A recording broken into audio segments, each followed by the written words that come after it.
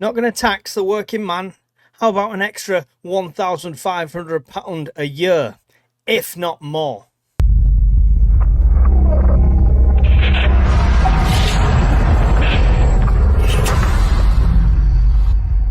What's up guys, welcome back to another video. I had to share this one. This was shared by our very own Racheal Dan on Discord, so big shout out and thank you to Racheal Dan for bringing this to our attention. Now, the government that will not come after the working man, the government and the party that is for the working people and about rebuilding Britain, how are they going to sting us next? Well, it could be one of the biggest tax shake-ups, especially when it comes to motor vehicles, in a long time. So this, I'm going to show the source that it was initially shared on, and this was the Birmingham Live, so the birminghammail.co.uk. Drivers who do 10,000 miles a year face new £1,500 charge. Now that's not a fixed rate, that's based on 15 pence a mile. So for someone like me, who covered 20,000 miles this year, I could be paying an extra £3,000 a year, which is absolute insane. I'm barely making ends meet now. This is going to drive so many more people out of work. Let's scroll down the article here.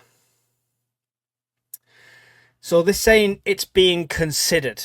If they bring this in, it's political suicide, more so than they've already done. But let's read what it has to say. A new pay-per-mile tax system is reportedly being considered by the government in what would be the biggest tax shake-up in decades. Drivers would be charged based on how much they drive rather than the current fuel duty system. Will that mean fuel price comes down? I very much doubt it. It would aim to create a fair system, but critics argue it could do the opposite by punishing those who rely on their cars more, such as those living in rural areas.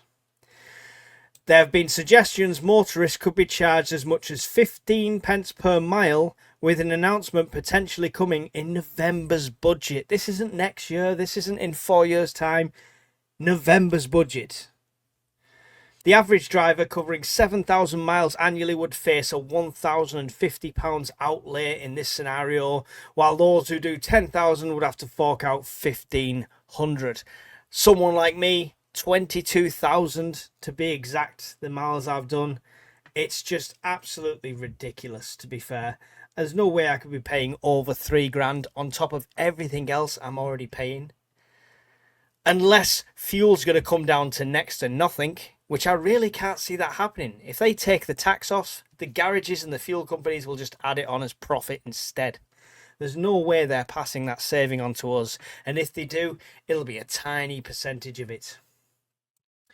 Those facing long daily commute could be left paying thousands. Yours truly. The pay-per-mile system is reportedly being considered due to falling fuel duty revenue as more drivers switch to electric by the year. Oh, what's that? A green initiative is backfiring? Shocking. Treasury officials have pointed out those who currently drive more already pay more in fuel duty when they fill up at the pumps. Ridian Jones, motoring expert at Confused.com Car Insurance, said ahead of the Chancellor's autumn budget there are discussions that pay-per-mile tax for drivers could be introduced. I'm not sure how they're going to do this. And how many garages are going to offer clock wind-back services now? This proposed system would see motorists charged for road taxes based on how often they drive. A change like this could have some benefits for drivers, including bringing costs down for those who drive less, such as remote workers or pensioners. It's potentially reducing congestion on roads as drivers will consider using their car less to avoid costs. However, this change could also be challenging for others. Commuters, families, and those living in rural areas could face higher costs as they take longer and more frequent journeys. For those who drive longer distances or during peak hours could be hit hardest if variable rates are applied depending on time. A move to pay-per-mile charging would mark a major shift in how motorists are taxed and could redefine the cost of driving for millions across the UK, and could also give another boost to drivers going green in an effort to cut down long-term costs.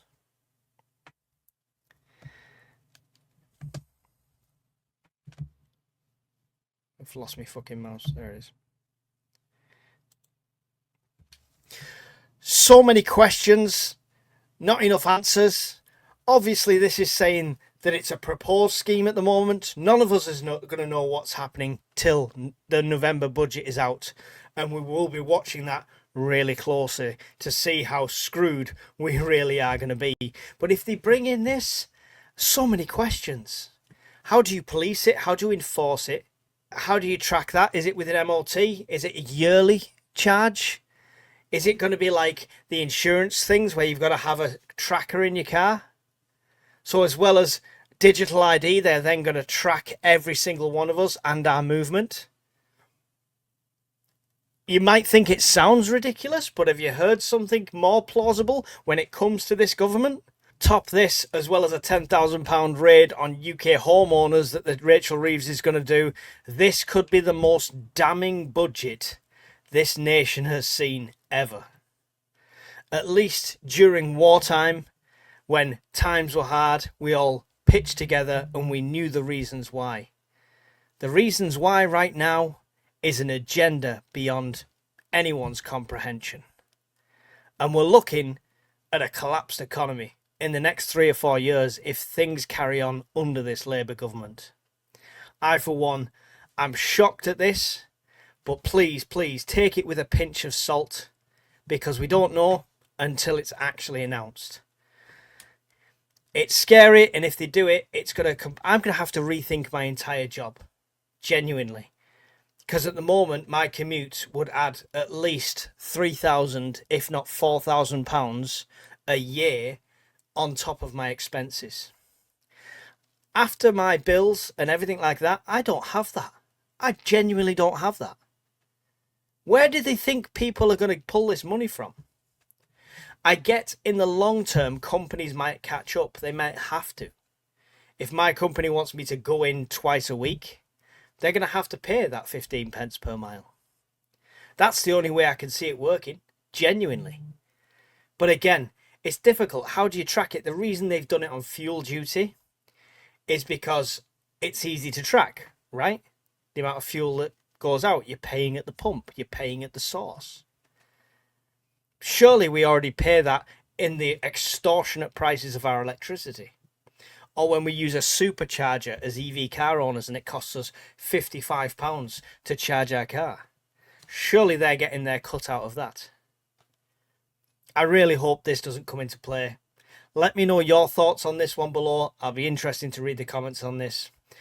We'll stay closely watching all the rumours as we approach this budget that could spell the end for the UK economy.